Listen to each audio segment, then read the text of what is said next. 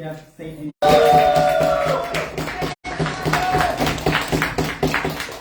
Or we have UNSW A. CG, Melbourne A. CO, Harvard A. My name is Tota. I'll be chairing this room and preferred pronouns are he, him. I'd like the TAB panel to introduce themselves as well, starting from left. Masharia, he, him. Our personal preference. Bea, she, her, they. Shalila, no preference. So I'd like the speakers to introduce themselves as well. So we start from OG. Alexa speaking first, later. Paul speaking second, later. Thank you. Olo. David, deal like that. Alright, thank you. CG. Eleanor speaking member, she and they. And Liv speaking with. Cool. And closing opposition. Hi, Maddie speaking first. You, please. Thank you. Yeah, two speaking second, name or speaker position, please. Right, thank you very much, everyone. So, let's begin. The motion is, this House prefers a focus on societal factors as opposed to individual factors when addressing the causes and consequences of mental health issues. Without any further ado, I'd like to invite the Prime Minister. Here.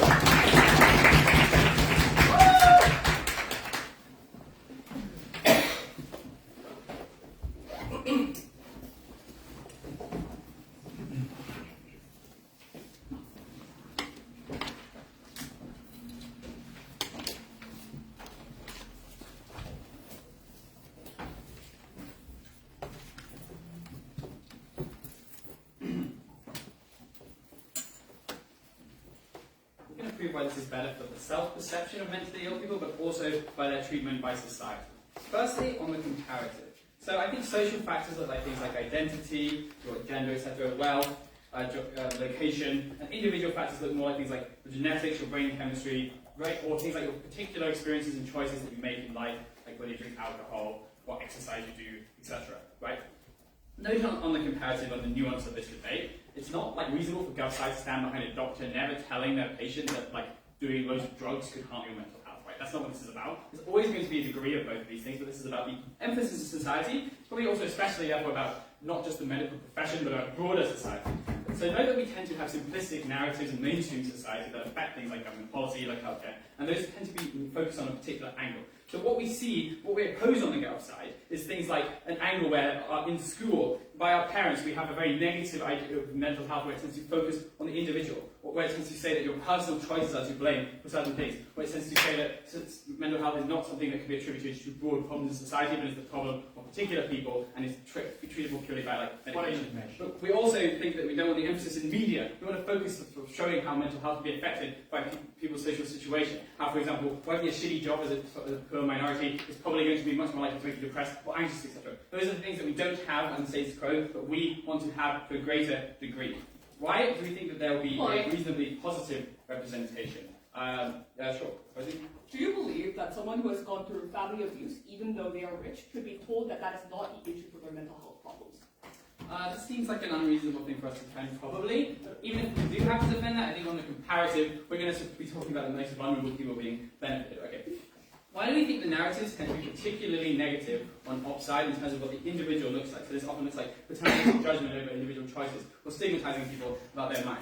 Note that there's already like generally a stigma about mentally ill people because they like, struggle to fit in society and they can like have related to certain social problems, right? But I think that this is there's a tipping point for this in terms of scale at the point where when you have things like focusing on choices, and when, as I said, you're not focusing on pretty obvious choices that a doctor would necessarily have to bring up, but things that are more dubious cases, or when that's the emphasis is at the exclusion of social stuff because of things like timeliness in your doctor or in your media space, right? That's when you end up with a sort of usually a derived towards paternalistic kind of judgmental treatment, right? It's very easy if you're in a position of telling people about their individual life to slip into, even if unintentionally, a way that feels judgmental to that person. What that means is really bad for that person's self-perception. Somebody doesn't want to go to the doctor because they feel like they're going to be told over and over again negative things about their choice. It's like people who are like overweight, not wanting to go to the doctor about health issues because they know whatever happens, that's the thing that's going to be brought up, and the doctor is going to be snooty and horrible about it, right?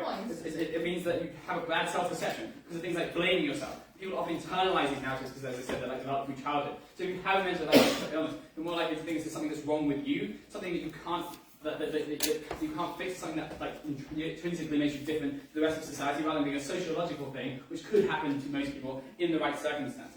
And that means that the likelihood of you to go to the doctor, but also just to feel good about yourself, even if you don't have those medical resources, which a lot of people is substantially worse. It's also more defeatism, right? I think, especially as I said, I think on the best side they might say, well, you think you could go to the doctor and get a pill that will treat you. I think the most vulnerable people in society don't have access to those medical resources. I think it's more important that those kinds of people who are really suffering have the idea that social circumstances they probably have some degree of control over can be changed. Like seeing their friends more, changing their diet, being able to have a different attitude about themselves. That those kinds of things can be a way that they have agency over their mental health, so they're less likely to give up. There's also a spiraling effect at the point where the people around you who care about you in your life probably also going to feel if there's a narrative that societal issues are affecting them, that they can do things. It's more likely your friends are reaching out to you when you're in bad mental health because they're thinking that whether you have a good relationship is going to help you. Although they may give you advice thinking like you should maybe cut down on your work and your job because you're doing too much and it's hurting you. If it's basically a medicalized issue, or an issue that is treated as something that is purely on really bad negative personal behaviours, it's really unlikely that that happens to the same extent, right? But furthermore, let's look at more of a broad societal characterization of why we think that personal advice is much more likely to be negative compared to socio-economic. This is about the broader societal movements that tend to get involved in the perception of mental illness, right? Note that conservatism and more negative regressive ideologies, which tend to be more stigmatizing towards mentally ill people and less supportive of things like social programs and medical support for people who are vulnerable in society, tend to be two things which is relevant information. Very essentialist about human nature, the idea that certain groups of people are away because of their own way and it can't be changed, but also very centered around like personal responsibility rather than social causes for problems, right? What that tends to mean is that when we have an individualized idea of mental illness, this becomes a good narrative for those conservative movements to latch onto. They push a very negative narrative. That's why, as I said, it's not likely to be a very respectful idea of the individual, because these political movements are using this idea of certain people as being different. They're capitalizing this as a prime example, and it increases stigmatization. On the contrast, progressive and social movements, which tend to be more inclusive, have a very socio-political angle on society. Like, the birth of leftism is like Marx saying that everything is about class and social structures, right? This applies further to gender, to race, to sexuality, etc. Mental health is viewed by those groups in a sociological lens. And by viewing it and by pushing it as a sociological issue, it supports that broad political agenda and drives people into that. That's really important for a few things. Right? You're going to make, firstly, these movements, if they're more dominant, are likely to therefore, if the narrative that the social factors are dominant, that means that these movements have a major issue that they can capitalize upon in society. What does that look like? That looks like more mental health campaigning from left-wing political parties or mental health organisations having coalitions. This is really good for a few reasons. Firstly, even if they're broadly ineffective, you get a substantial signalling effect. But not only is the media not showing you purely as individually wrong, or is it more likely that as a minority, the media is showing your personal experience, or your societal treatment, your societal position is to blame for negative things in your life. But also, you have major political movements saying the same thing, making you feel better for yourself as a mentally ill person. But also, I think you can get a tipping point for changes in society, right? Healthcare and things like that is set by voters. And I think it's really important that we can get on our side right. I think voters are mostly care about mental health, because either they experience it themselves or they know somebody who does. The important thing is beating the fear-mongering negative narrative, right? As I said, the narrative is intrinsically more beneficial and more in line with a progressive ideological slant, and they are who are going to beat out. Conservative movements are going to be reluctant to buy into this idea and push on their own angle the idea that mental health is because of social factors, and push like reverse ideas that blames minorities, whatever. They don't want to concede their ideological principle, which is that it's basically personal responsibility in how successful you are in life. We think that makes a society treat you better. It means you have things like better workplace protection, better ability to get sick leave for mental health. It means that things like doctors treat you more compassionately, the training is there because the government pushes it. It means that media is, again, better represented you. All these things make you have more dignity, more happiness, and more freedom and autonomy as a mentally ill person. I think these are things that make it easy to go. Thank you very much for that fine speech. Now I'd like to invite the leader of the opposition.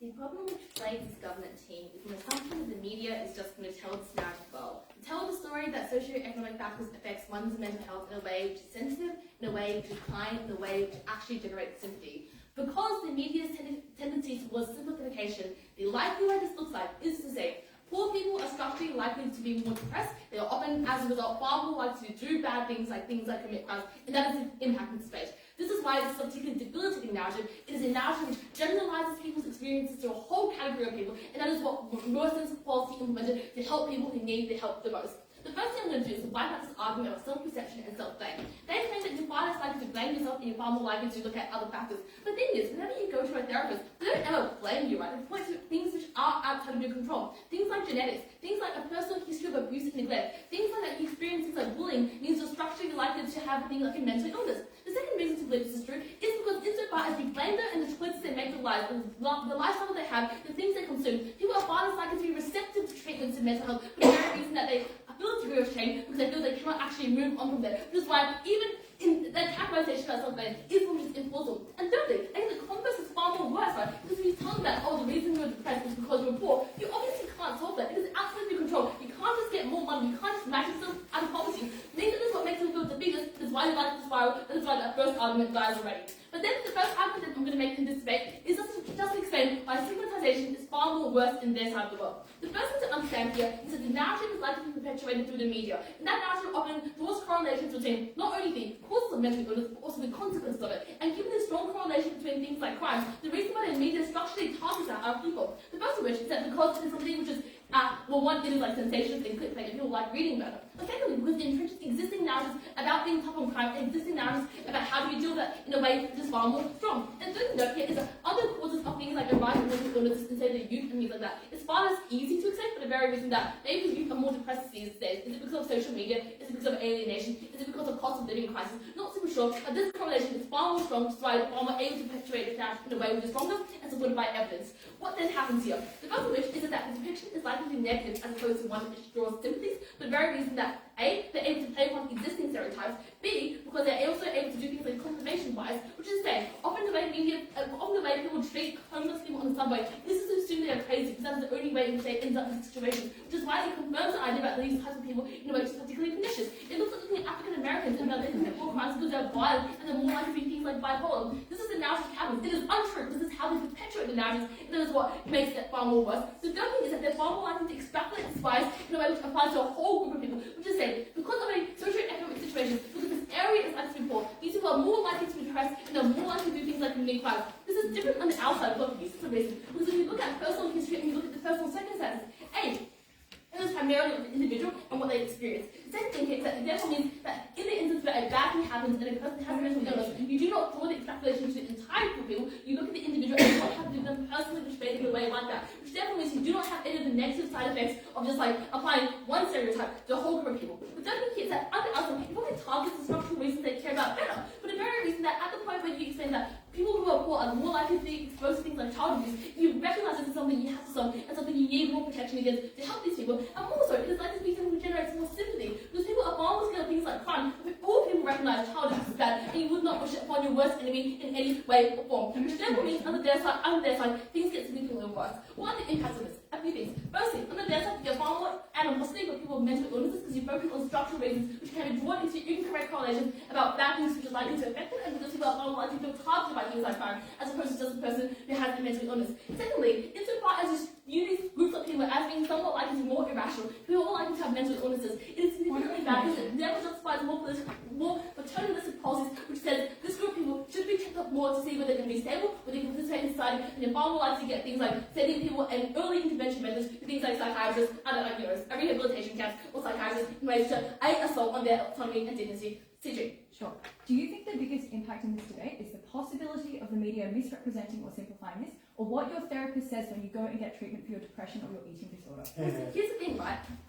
Obviously, there's a far larger impact because it affects people who are also unaffected by mental illnesses. It applies to people who are poor but do not have mental illness. Clearly, it is way more significant than just how you get individual treatment, which I already explained is likely to be relatively good. The second argument you can make is why it makes tough on crime policies far, far, far worse. which is say, at the point where you can attack systemic causes of crime, things like mental health, this is a thing which gets latched on by both media and politicians when it comes to legislating them. What does this look like, right? The first thing it looks like here is just to say, whoa, handwriting pretty bad. The first thing to say is that mental health can be predicted in a way which means that you are able to predict it in a way which is able to be predicted in a way which is quite harmful, to the extent that it means that they're unable to fix a problem in terms of being able to up the whole region out of poverty, because it's very difficult to get things like welfare through. It's very difficult to solve political movements when it comes to engaging with crime. It is to shove it away and to bring it out of view, out of sight, and that often looks far more like tough on crime laws. It looks like things like enforcing. It looks like things like having hostile architecture towards them. And also, the reason why this is actually likely to happen is A, because these policies are already popular because it plays in people's existing fears when it comes to crime. But secondly, it's also easy to latch onto existing narratives to perpetuate in a way which means it's likely to be disseminated. And the third thing here is that it's very easy to look at isolated circumstances and extrapolate to a larger group, which also once again instills the fear in people. The distinction on the outside is that obviously all this can still exist, but at the point where you make it far more worse on the other side, there's a harm you have to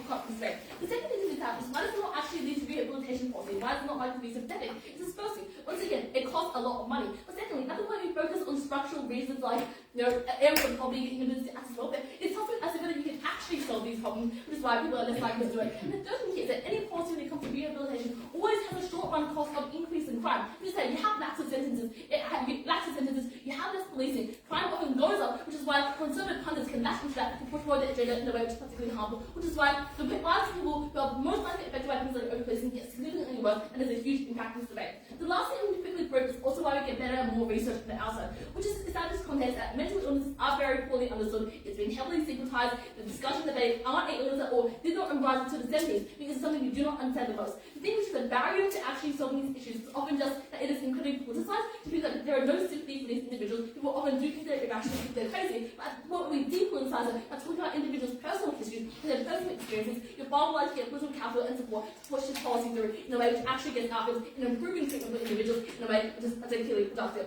So at the end of this debate, you have to know the biggest impact in this debate is how to face people in different areas, people who are affected by the worst government policies. That is what we stop on the side of OO. Thank you very much for that fine speech. Now I invite the DPM.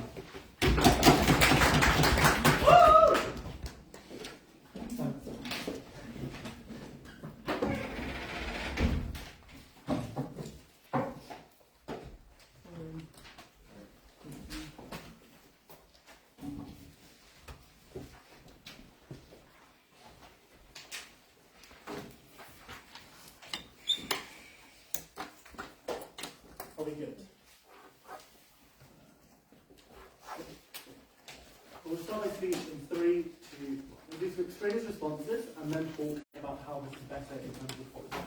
1. Okay, government says that we assume good media simplification. I would note to a large extent simplification is symmetric. On op, you probably cannot bring a person on a panel or an immediate interview because they lack institutional and movement support. There's no counter-narratives being built in the media, and I think this is bad because then you are just one person providing one story, which can be really, really stressful for you in that experience. Which means I think that the stereotype thing is back on them. On gun, I'm going to explain, but I just think that collectivization. But the other internal response is that people love blaming governments. It's easy to blame housing policy or like structural inequality rather than attacking the person individually, which means there's more people really more likely to come to interviews in the first place. But also I just find that sweeping statements about wealth linked to mental health, just the vast majority of these groups just find it unintuitive. But on confirmation bias and how people are like confirmed by these sorts of things, this would just then, the logical conclusion of then opening opposition's response would be then, why do then not social movements, left-wing parties just fail and not get elected in the first place then? Obviously people just do not believe these stereotypes to begin with. No, they were free to respond to me. Obviously then just people just don't believe these stereotypes in the first place. They're just voting in left-wing parties which literally talk about oppression, these things to begin with. Then on defeatism. Defeatism happens to everyone, whoever has mental health. This is really unnuanced claim to begin with. Mental health is something that stays with you forever symmetrically. Note that I wake up next to Alistair and Alistair has to take ADHD pills every single day. I think this is something that just, they know they have to do, and something that they just sometimes defeat us over. It's sort of up and down, right? I'm going to explain why it's more about support, and that's the most important metric and self-perception within that support. They're all structural and rational reasons. To outsiders, I just don't think they care about rationality because they're undereducated and mental health is very, very complex. Also, the media can spin on their side too and explain why these rational reasons that the Labour opposition so loves are probably also irrational. But also just hard to come across and very complex. I think therapy is also hard behind closed doors, because it's hard to disseminate, and people feel uncomfortable sharing their own experiences because they're more helplessness on their side. Okay, let me explain sort of a couple of things here. Where does the rise in this come from, and then what the focus is going to change? Right. 3 reasons. 1, publicity and information about mental health has become more online with self-help and online material, because therapy is very, very accessible. Second of all, celebrities and social media, and third of all, therapy speaks through the proliferation of language. There are 3 ways this affects progressive parties. 1, they tend to have socioeconomic analyses about groups of people anyway, which means it will fit into their narrative. 2, they already tie their movement to minorities and sensitivity in the first place. And 3, campaign spending. This is the most important comparative mechanism. They can scale this because of voting blocks, right? If you feel as though you're connected to a family member or someone in your own community who is likely to be someone who has mental health issues, you're more likely to vote for these groups of people. We don't have to prove money, right? If we think that increasing in ease and signalling is the thing that is most important, for example, having a disability champion being mandatory in all workplaces, or including mental health and sick leave, day-to-day interactions are better, and this means that through contact theory, potential stigma may just go down. On for conservatives, it's electorally bad to reject things like structural socioeconomic repression and making sweeping statements about these things at the close of the GI is. That would be really, really bad electorally and would harm them. I'm now going to go through it, explain why it's very, very exclusive on online material and how we change these things. 1, I think you have verification checks and medically clear approved material. Second of all, professors are very gatekept, and forums, unique participation from the most least marginalised never happens. I'm going to explain now how my collectivisation is much better. 3 comparative reasons. 1, intersectionality. I think academia is already very progressive about socioeconomic status. The tipping point now is that now you're going to focus on these things to begin with. You can justify to grant funders now, where you're going to focus on things like mental health issues. Second of all, this may sound bad, this is just a mechanism that exists in society for people on dickheads in society, is that profit incentives now change. You want a competitive advantage by publishing books and stuff, and journal articles, which usually focus on these things to begin with, because you want to be the first person in that field to do that in the first place. Now I'm going to explain why social movements are likely to improve, but before that I'll take CO. Things like celebrities talking about mental health or social media rising are symmetric. What exactly is the reason? Yes, I'm getting on to that right now. So, I think it's easier for marginalised groups on Gov to backlash against not being included in societal factors to begin with. Because the obvious response may be like, oh, we can have a sweeping statement about wealth, but now there could be a group of people who are just not included within that, or like any other thing like gender or stuff like that. Well, you can point to something that at least a subgroup share. For example, 4 reasons: community leaders, social movements, politicians, and professors. When you're an individual, you are not part necessarily of a subgroup, which means it's hard to necessarily, as therapy is very, very exclusive, you can attach it to something. I'm not hearing what you like. 4 extra responses, 3 comparative framing, integrated framing reasons as to why this is better. Specifically on social movements. 1, I think you're more likely to lobby the government for these things. Why? Because if progressive parties are more likely to include you in the narrative, you're more responsive to left-wing governments because they ask you for your opinion. Secondly, you have an incentive to be diverse in social movements because you have the moral high ground. You want to be the one that caters to all groups of people. Third of all, now I'm looking at more POIs. Disability and mental health movements are very, very underrepresented.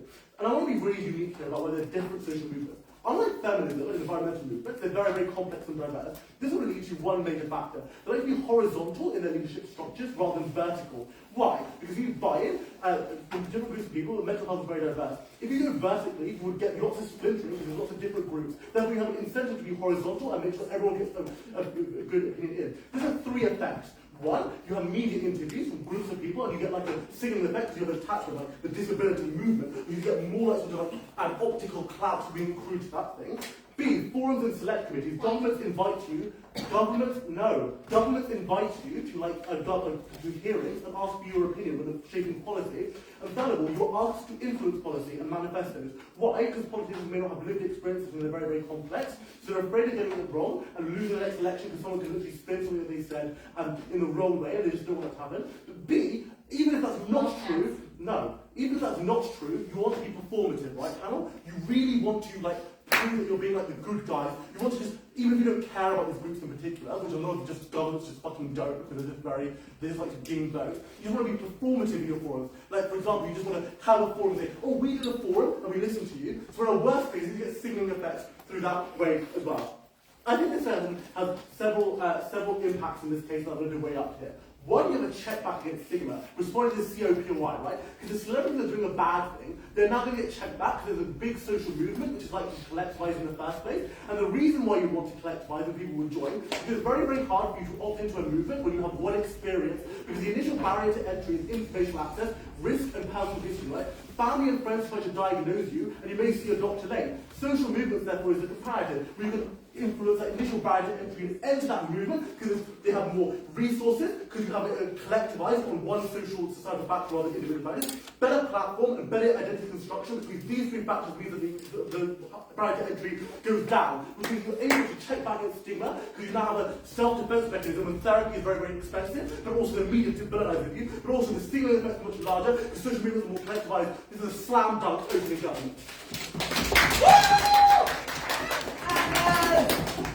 Thank you very much for that fine speech. Like now, invite the DLO.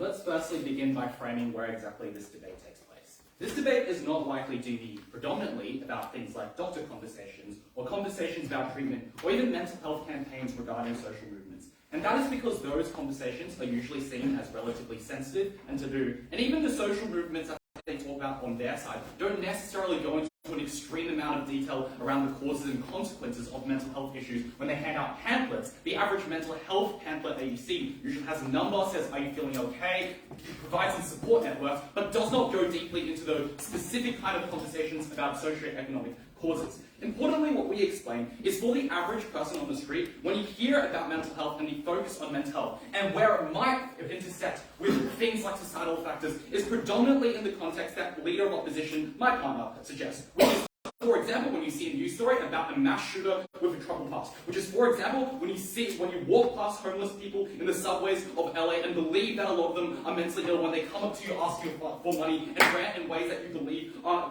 related to their illnesses. When, for example, you walk on the streets of Kensington in Philadelphia and every second person is literally schizophrenic and hooked onto meth, that is when the average person perceives those conversations and those narratives to happen. And that is where that particular intersection with things like class and race are particularly problematic. The worst thing that they can do on their side is the worst thing that can happen is you point to an arbitrary kind of characteristic like race as a contributing factor. Let's firstly deal with our worst case scenario. In their best case, pretend this is debate about social movements. Why is it that they are unlikely to get a lot of benefit under their side? They literally drop a bunch of new substantive about how you can collectivize social movements and funding on DPM, and use the fact that there's an intersection of your mental health illness with the cause and consequences of things like race and socioeconomic factors to galvanize support. Firstly, this literally concedes all of our harms because you require a group and a demographic in society to internalize that their group is disproportionately suffering from the causes and consequences of mental health. That this is a problem that their group specifically more than other groups face. And that unlocks and activates all the mechanisms that can explain. Because African Americans believe all the narratives that society says about how they're the violent ones because so many of them are affected by mental health issues that are left untreated. But secondly, it's unclear that the segmentation of people under their side is particularly useful, right? Like, why is it that we have to, for example,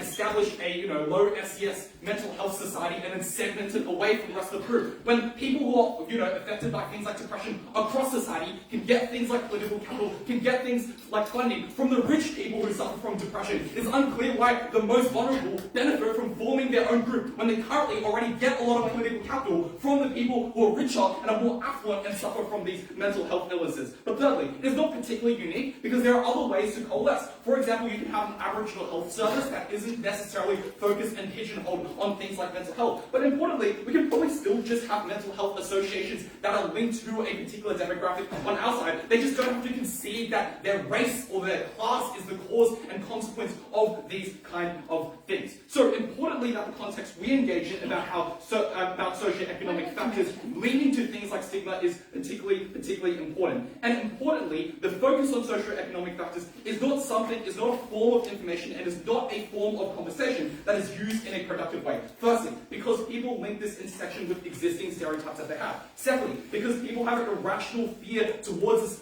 people with mental health. They believe that those people are people who cannot be rehabilitated because they think they're crazy and they're not just somebody who, had a bad day or something like that, which means that the way that they deal with them is likely in particularly punitive ways, because when you think that somebody cannot be, rehabilitated, you're more likely to advocate for policies that, for example, get them off the streets. Because people feel a base need for justice. They don't feel like somebody, just because they have a mental health issue, can get away with a crime. And because progressive policies, as Kat explains in a fantastic mechanism, cause more short-run harm, because when progressive parties say, for example, this is caused by a socioeconomic, like a mental health illness, or crime that is caused by mental health illness is a socioeconomic cause, the kinds of policies that they advocate for, such as, for example, being more lax on crime, are the kinds of things that cause more consequences in the short run and are likely to be unwound. Closing, actually. Sure.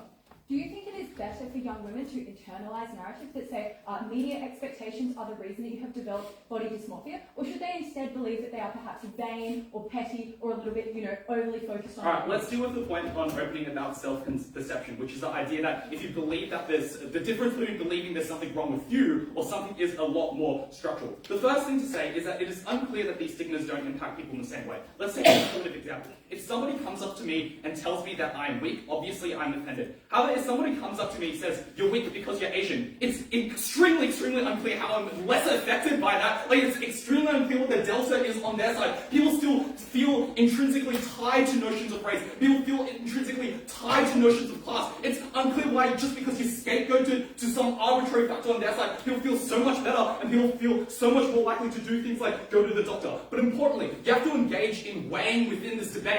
At best, they give a marginal feel-good benefit to some people afflicted by mental health are in the kind of marginal position of making up their minds about whether to go to the doctor or not. Our stigmas that we talk about apply to the entirety of society, because every African American feels afflicted and offended when they see a news story that believes that their class of people is something that is necessarily violent. And the only response they have to say to this is, well, people believe these stereotypes anyway. The first thing to say is that obviously the focus changes things a lot, right? There are a lot of countries with far less racialized narratives around things like mental health, and therefore people don't feel that necessary rational fear, don't feel the need to impose policies that are necessarily bad for those minority people. But when you see in news stories all the time, when every time there is a mass shooter in the neighborhood or something, they link it to things like race, when they link it to things like class, that sparks that irrational imperative within people's mind to do something about that. And the way that they respond to those things, as we explain, is in particularly bad policies. It's through things like, for example, promoting more over-policing, because you believe that that shady kind of area that has a lot of people with, who you perceive as mentally ill is something that needs to be treated and something that needs to be removed far away from you. Why is this the most important impact within this debate? Firstly, because we explain this is by far the largest stakeholder. They engage in marginal conversations which are unlikely to change because the way that a psychiatrist or a doctor talks to you is not affected by narratives or focus, because they work and operate in scientific and technocratic ways. But the way that society believes these kind of things are far more likely to have the policy shifts that we talk about. But secondly, because this leads to far bigger consequences. Yes, it is unfortunate that some people feel some stigma when they have a bout of depression, but when we're talking about how we structurally deal with things like crime, those are the kinds of things that lock people behind bars. Those are the kinds of things that cause racist policies that put people into an underclass of society. These reasons we're very proud to oppose. Thank you very much for that fine speech. Let's invite the members of government.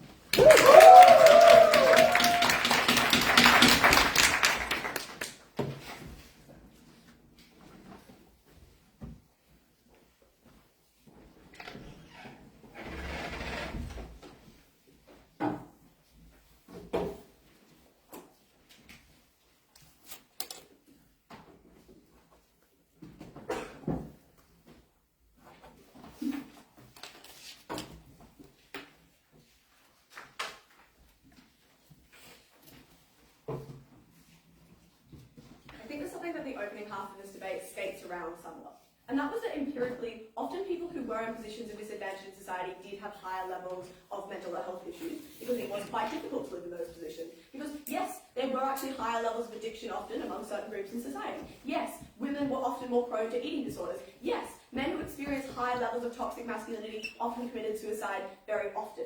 What that means is all the stigma stuff that gets claimed by OO exists worse on their side, because you can still point to the empirical fact that, look, people within this group are more likely to have this mental health issue because that was what we saw happening, that existed in statistics, in research. But now you point to it and say, look, these individuals have certain traits that mean that maybe they end up with these sorts of mental health problems. Women are more likely to have eating disorders because maybe women are more vain. Rather than going, women are often more likely to have eating disorders because women are fed incredibly unrealistic standards of beauty and are sexualized throughout their life.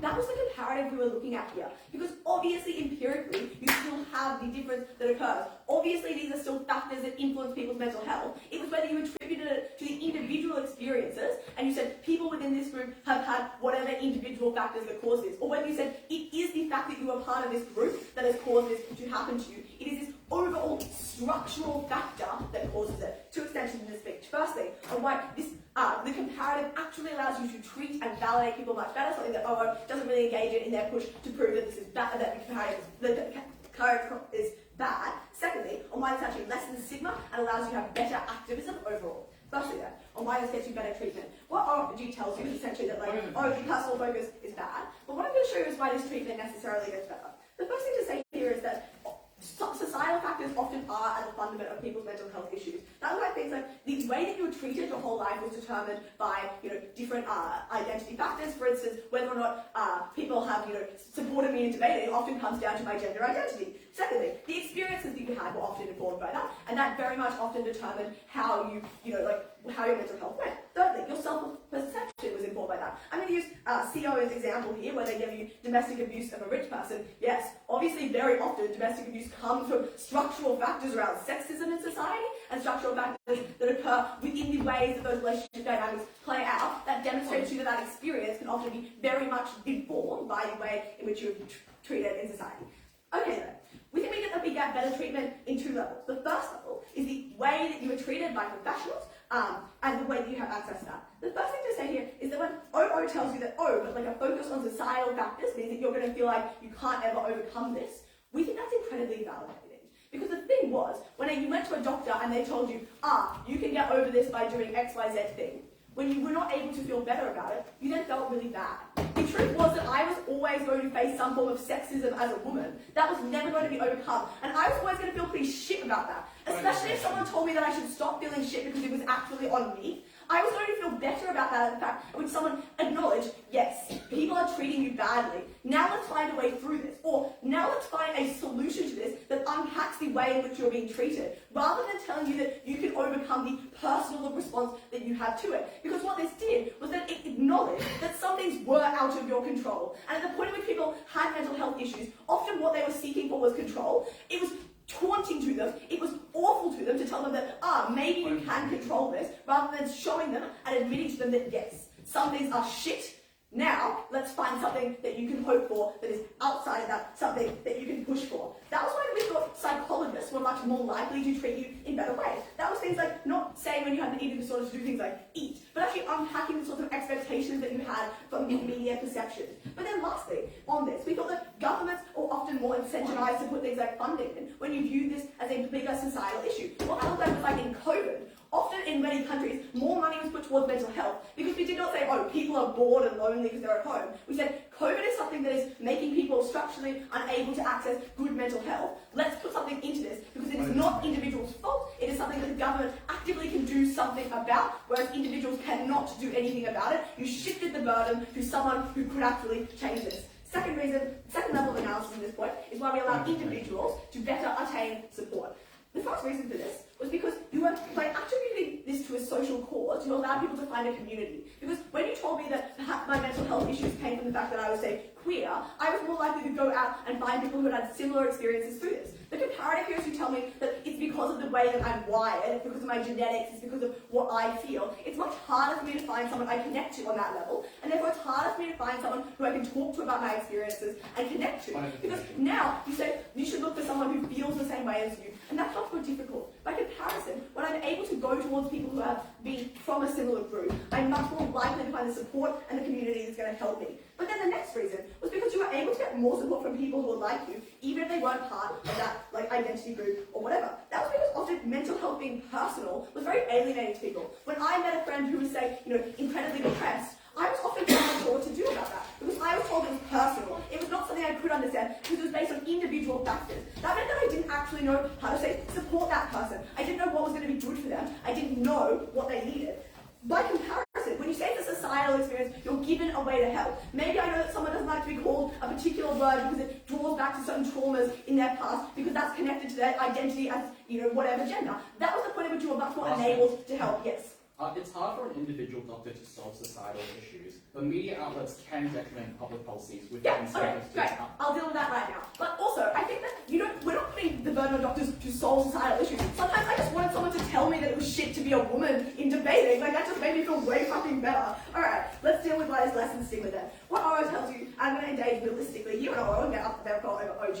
So firstly, that obviously there are empirical statistical things that people can point to when they have the conservative sensationalist impulses that the opposition wanted to claim in this debate. What that looks like in their world is saying that, say, depression is based, which is common in individuals of this group, must be because of whatever, individual factors that those people had. That looks like saying things like, oh, well, obviously women must be more depressed because they're more emotional as individuals, and that meant that they were more likely to be depressed, or something like that.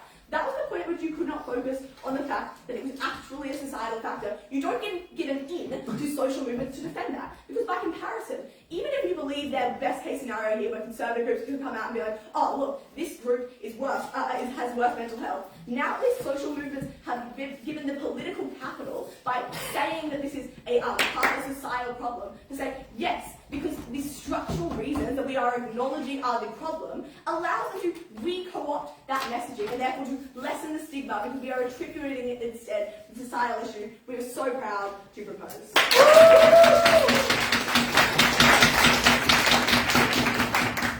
you very much for that one speech. Now let's move on to the next discussion.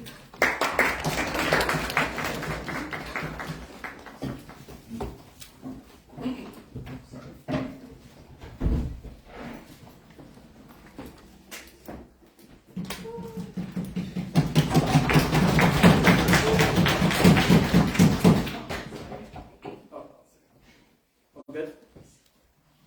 Starting in 3, 2, 1. Panel, depression does not discriminate. Whether you're black, white, or Asian, rich or poor, you are as susceptible to this illness as anyone else. But what happens in government's world is that people who are not expected to have depression, people who are not expected to be bipolar from different social groups, either do not self-report that they have this illness, deny that they have this illness, and people misrepresent their blights and their illnesses in the very first place, making it more likely to, 1, feed into the stereotypes and stigma that women are more likely to be susceptible to things such as hysteria because men do not self-report, but secondly, people are more likely to suffer the consequences of mental health illness, people are more likely to die because of this, people are more likely to harm themselves, and we think that this is incredibly harmful. The extension then coming from closing opposition will be clean and simple. People with mental health issues are less likely to seek treatment, and treatment is less likely to be nuanced on both a social level and how people treat people with mental health issues, and more importantly on an individual level, which opening opposition clearly did not want to win on because they do not have an argument on it. What is the story of this extension? It is harder for people to individually identify the mental health issues that they have and the commonality of these mental health issues that cut across lines of race, cut across lines of class in the very first place, because it's harder for them to fit into a socioeconomic category that they simply do not have any control over. I think that, Dawn, this spins a lot of the gov arguments on self-perception and a lot of the arguments on stigma, because the reason why those stigmas are true, the reason why those perceptions are true in the very first place, is that people do not want to admit, and people deny admitting, that depression is likely for people and men, this depression is likely for people who are rich, irregardless of your privileges. But more importantly, I think this spins a lot of the closing government argument. No, thank you. On community and validating people. Because the communities you create are incredibly arbitrary and incredibly exclusive, such that it is hard to penetrate the fact that maybe I have depression and maybe it can happen to me regardless of my privilege.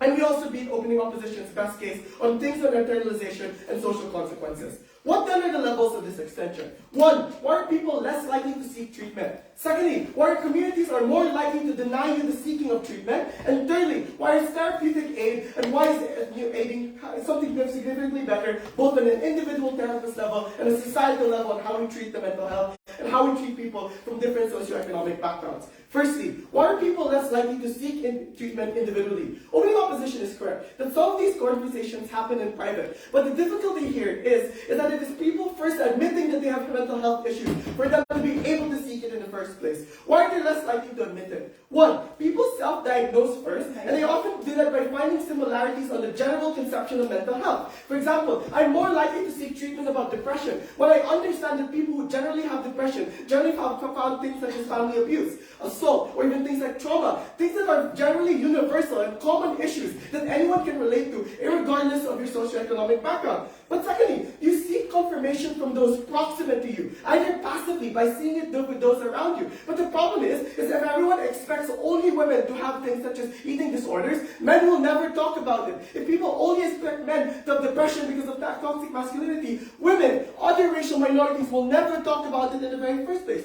But secondly, people often seek for this advice actively, explicitly asking people within their own social communities. But the difficulty is that if you come from a social community of privilege, or if you come from a community that is not deemed to be likely to be depressed, they're significantly less likely to get that confirmation. But thirdly, people are incredibly risk averse in seeking help in the very first place. That is why, if you have a social community or a narrative that it is only poor people who get this kind of mental illness, you do not want to fit into that category. You're less likely to be proud of the fact that you sought help, and more likely to be shameful of your own plight and illnesses, making it harder for you to seek help, making it harder for you to get to a therapist. Secondly, why are your communities, regardless of their privilege, likely to discourage you from seeking treatment? I think a really great story about this extension is that minority immigrant communities in the West are more likely to deny their children seeking therapeutic help, seeking help such as mental illness, not because they want to avoid the stereotype that opening opposition said, but secondly, they believe that factually and empirically, you are not just part of this social category. That's why Chinese immigrants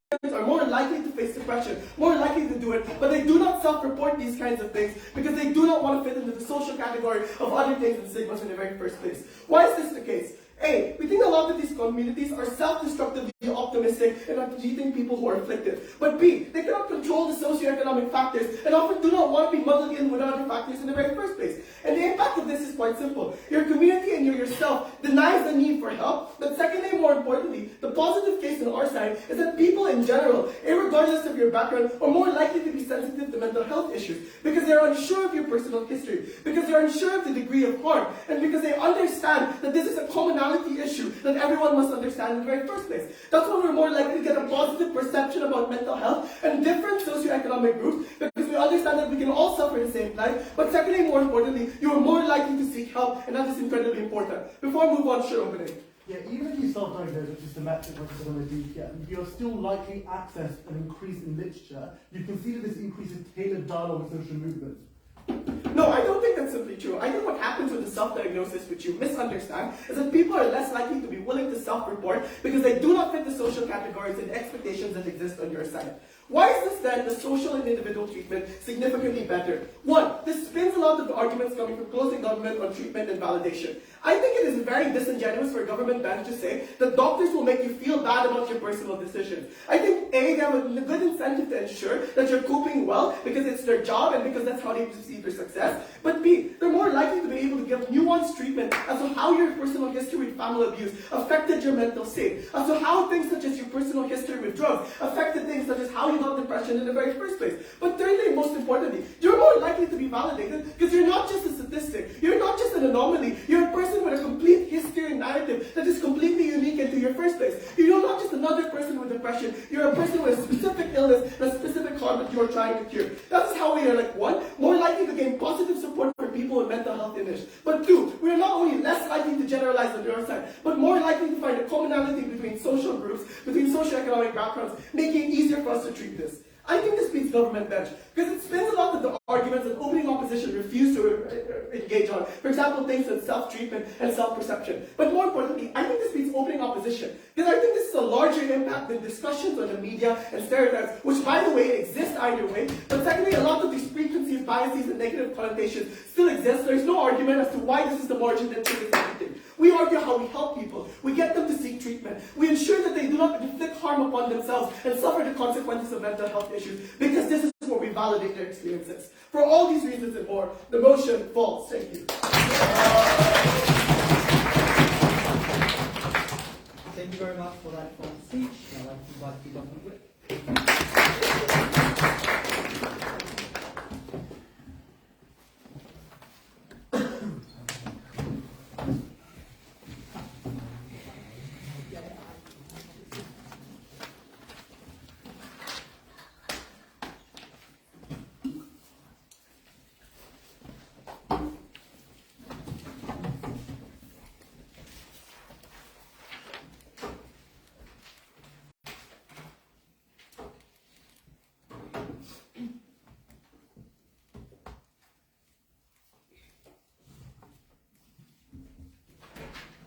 There are two things I want you to think about at the start of this speech.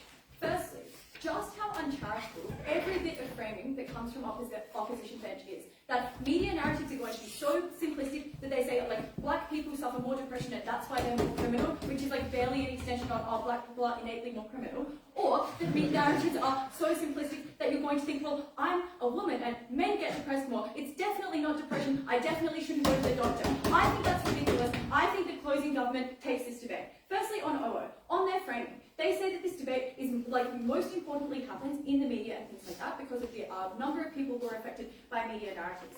I think, firstly, we get a much higher impact and more direct relationship to, like, the motion when we say that this debate is probably about that, but also about the way that you are treated, and that is a unique benefit that only closing government has really talked about. That the people who are suffering from mental illnesses are probably most important in this debate because they're experiencing a huge amount of harm, pain, and suffering, and that when we can give them better treatment, when we can help them to fix these awful problems that destroy their quality of life, that's a really big benefit. But secondly, because I think that the notion that media narratives affect everyone, there are two issues with it. Firstly, yes, I think that it's probably good that we have more awareness about the fact that there are things that affect everyone that produce mental illness. The fact that if we talk about, poverty being connected to mental health problems, which are then connected to criminality more, I think that's actually not a necessarily bad thing to be in the media. Again, being even slightly charitable about the way that people frame this when they have media discussions, even slightly believing that maybe left-wing organisations, left-wing news organisations will do this in a sensitive way. But secondly, I think this relies on a pretty off mechanism. That is that the media is going to push this incredibly badly because they're sensationalist, simplistic, and they enjoy the negative depiction that it allows them to do. They can claim because of that dodgy mechanism, this really broad impact, but I think it falls for three reasons. Firstly, this is not just in the news media. I know this is mitigatory, I'll flip it in a second, but I think at least some of it probably happens in social media infographics as well. That's probably the worst case example for us, and I think still that is probably somewhat good. Secondly, the notion that you would internalize media narratives about yourself kind of without any level of sense checking is a bit ridiculous. If I hear a narrative that's women are kind of unmistakably always going to be anxious and they can't fix it just because they're women and sexism is so bad, I think probably I would have some level of sense checking, be able to take the bit that is sexism is bad, but then also believe that maybe these things are still fixable. I don't think we have to stand behind them not being fixable. No, thank you. But thirdly, I think that this bad focus, the notion that this focus is going to be so bad is probably not charitable. I think there's some easy examples of ways that this is different. Things like the It's Not Weak to Speak campaign in Australia that really targets men who really struggle to open up about depression because of toxic masculinity. But also, I would note that there are times where it is explicitly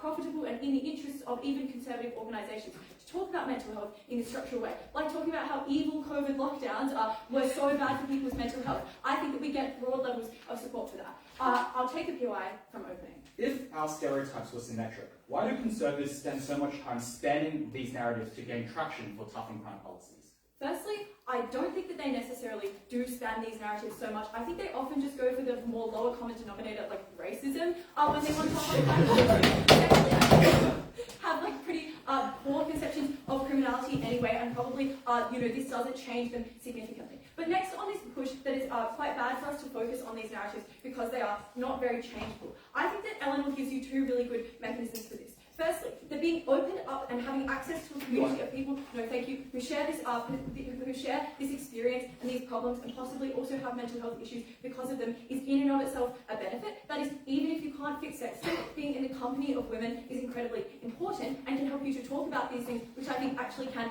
fix the problems that might have resulted for you from that. But secondly, that it can be a bit of a, maybe a cope when someone says, oh, this isn't entirely your fault. And sometimes that kind of solace is just really nice. But also some other things. Firstly, I think that you can change really harmful social factors. Obviously not perfectly, that would be a pretty unfair burden. But for example, consider how it is now far more unacceptable to only have incredibly skinny white women as models, and how that has had a tangible impact on improving people's body image, because we have more representation, because photoshopping is much less accepted than it was even 15 years ago. But secondly, even if you don't believe that, I think your individual experiences are even less changeable, because you cannot change your genetics. You cannot change the terrible things that might happen to you when you were a child.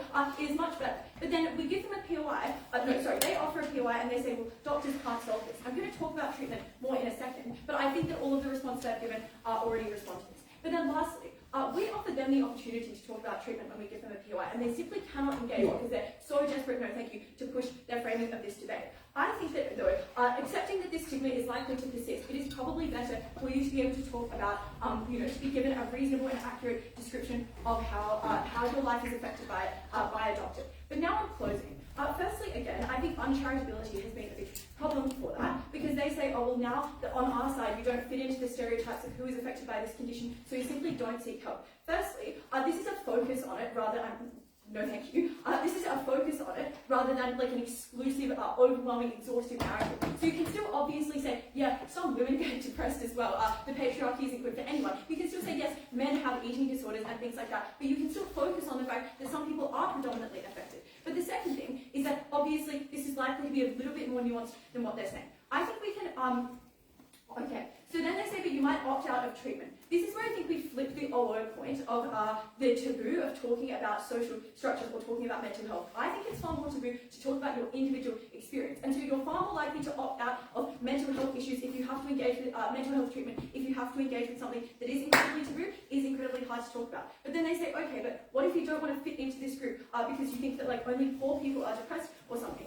Firstly, often it just might be true that you still recognise that you're depressed. Like even if you prefer not to fit into this group, sometimes mental illness is so overwhelmingly bad that you cannot not realise that you're depressed or something like that. But secondly, I think that on the comparative, you're much more likely to feel like you don't have a right to be depressed because you weren't abused in your childhood.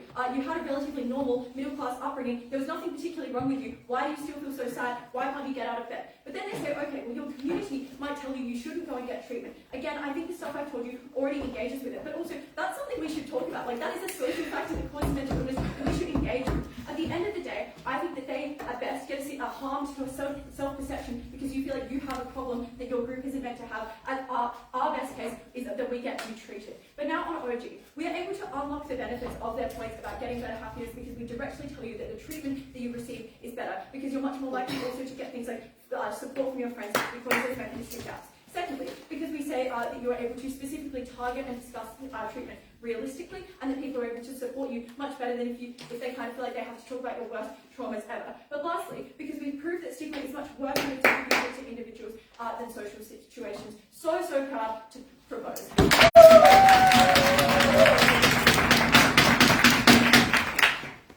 like to thank the speakers. Finally, I'd like to invite the competition.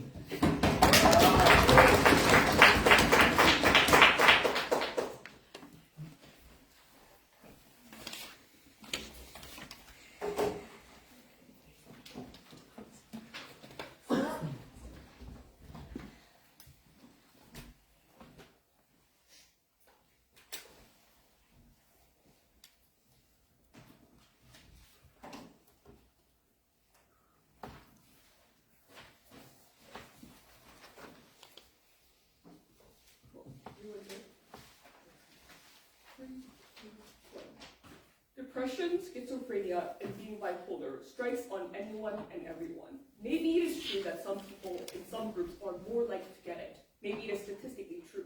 But we don't believe on closing opposition that people are statistics. That is the thesis of our case, and that is the recognition that every other team has failed to realize. I'm going to talk about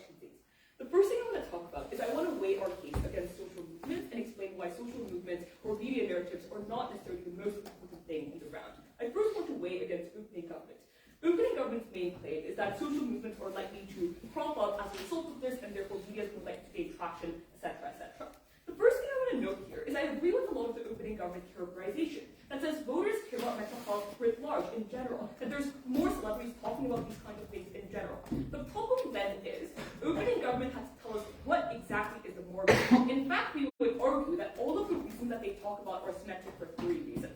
The first is because people know that their family and friends are becoming more and more impacted as a result of mental health, and they're still likely to care about it. The second is that because I think mental health is becoming a more evident problem in society, regardless of whether it has a societal impact or not, the fact that it is getting more attention in the media, the fact that more people know about it, the fact that information is spreading, all of these are reasons to believe that mental health narratives are likely to still exist, that support is likely to still exist. Three, individuals understand that they can be impacted by it, and therefore it is likely, probably symmetric, that people talking about mental health is not going to be the difference maker in the round. But more importantly, the way that I want to give is very simple. I think that maybe there's some difference in terms of the degree to which social media talks about it. But seeing a pamphlet is not going to solve for the mental health illness that you have. The claim from closing opposition is that eventually people have to get to the hospital. Eventually people have to get treatment. Unless they can access that benefit, they cannot possibly win the round. Second thing, opening opposition also wants to talk about narrative. And I think Dub Bench is probably correct to say that the margin is extremely small. Because maybe it is the case that there's some additional harm as a result of this, but one, they never actually characterize what the margin is. But secondly, this is important. All of the mechanisms that opening opposition gives you, things like media rides on existing stereotypes, or people rely on confirmation bias, gives you reason to believe that people already have these biases. Maybe those biases get worse, but they clearly haven't proven the margin of their case.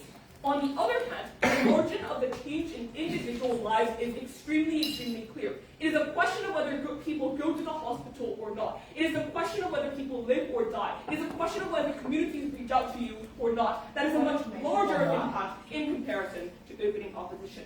That means that any consideration of what the media is likely to look like or whether they're going to be good or bad is marginal. This debate is about treatment. Before I go on, I'll take the Yeah, your case is that privileged people like rich men can't access healthcare. I don't think a tipping point is likely because they're already privileged, but ignoring that, our case about vulnerable communities clearly just outweighs this on impact.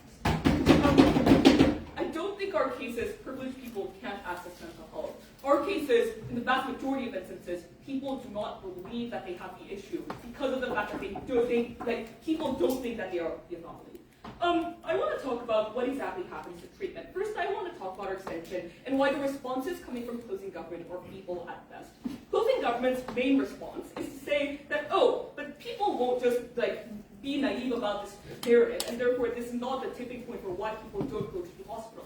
Firstly, recognize that this argument cuts both ways. Because if you are going to claim that people are going to be more nuanced, then presumably people are also more nuanced under your side. But secondly, I would argue that yes, the media can have some nuance, but oftentimes the way in which people understand the media is on the basis of things like simplification. So if the media tells you, yes, there are some anomalies, but on average these people are more likely to have a mental illness, most people do not believe that they are the anomaly. That is the problem, and that is why your response is not sufficient.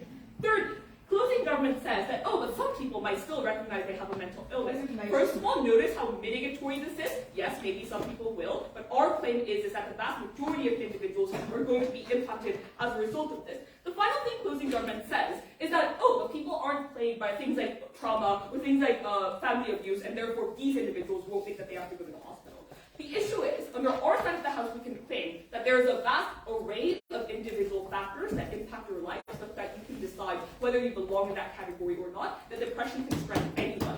That is the meaningful difference that allows individuals to think you can belong in any category, as opposed to a particular category, which is coming from closing government. So that takes out their responses, and our extension still stands. Let's first compare our extension to the closing government extension. Closing government's main claim is that there are lots of societal factors that contribute to your mental illness. Two responses. The first is, yes, obviously, sexism exists. But I think how each individual interacts with sexism is very, very different.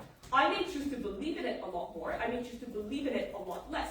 Those are things that you can unpack on an individual level. Just because there are social things that contribute to your mental illness doesn't mean that the individual thing isn't the main contributor to the mental illness. Second thing I want to note here, though, is if their argument is true, I think people are more likely to feel left out. Because, yes, there are lots of women who are plagued with mental illness and eating disorders. There's also a lot of women who aren't. The problem is you see those other women and think, oh, maybe there is something wrong with me. And that doesn't necessarily have to be the case. You can go and talk to a doctor. The doctor can tell you there's lots of different things that are going on here. It is clearly not your fault, but it is something that you can fix. Finally, in terms of weighing against closing government, obviously there are diverse things that relate to. One, we think we win on the prerequisite basis, i.e. going to the hospital is the most important thing. Maybe doctors can have varying degrees of treatment, but nonetheless they can provide things like coping mechanisms, provide things like medicine. You need to get individuals there in the first place, so their quality argument is marginal in comparison. But secondly, we would argue that, yes, people are plagued with both individual and social conditions. And you can talk about both of those things once you're in the office. The meaningful difference is what you eventually emphasize in the first place, and people are much more individualistic. They buy into that individualistic conception a lot more. Maddie's already weighed and responded to the community argument. Finally, in terms of opening government's claims on people being better able to use mental health resources. First, I think their argument relies on the premise that just because there's an individual problem necessarily means that you can't fix that problem. Obviously, not everyone's going to be defeated, but you can still do things like coping. We think all of this only comes when people know that this is a problem that can happen to you. Secondly, their claim on friends reaching out is actually an argument for our side, because people reach out based on what their preconceptions of who can have mental illnesses. When that conception changes, when people understand that this can happen to anyone and everyone, that's the only time people can actually get treated. We're extremely proud to stand on closing opposition.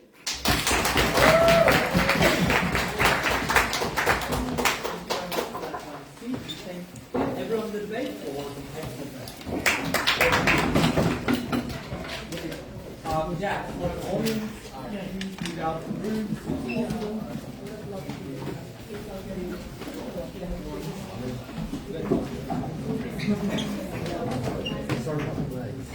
I